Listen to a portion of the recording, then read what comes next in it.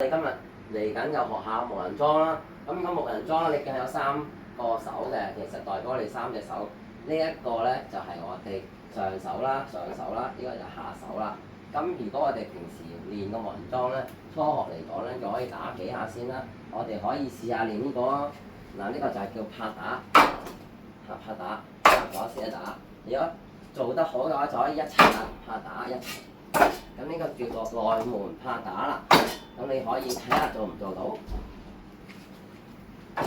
係冇錯，打直拳，我哋因為日子衝拳嚟嘅，係啦，係啦，中間，因為我哋上人中線，所以打中間，係啦，冇錯，打拳後，就嚟個1、2、3、4，好，非常好啦。咁我哋當假設你練好咗啦，我哋又可以學多另一個動作啦。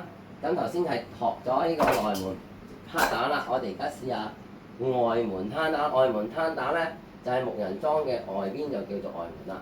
咁所以我哋走質啦，攤啦嘅意思係擋，出拳即係打啦，擋打出拳啦。我哋詠春就係一個好處。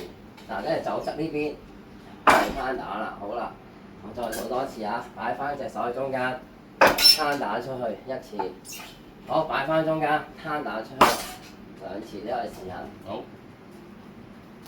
係啊，哇！我都冇乜力㗎，好似。係啦，呢個係攤手嚟。哦，呢個係拳頭，咁樣攤手。好。另一邊一樣啦。係啦，冇錯啦，幾好。係啦，好，再嚟多2次啊。攤手，係攤打。係啊，呢邊攤打。係啦，非常好啦。係攤打，好，俾個禮，多謝。好，多謝。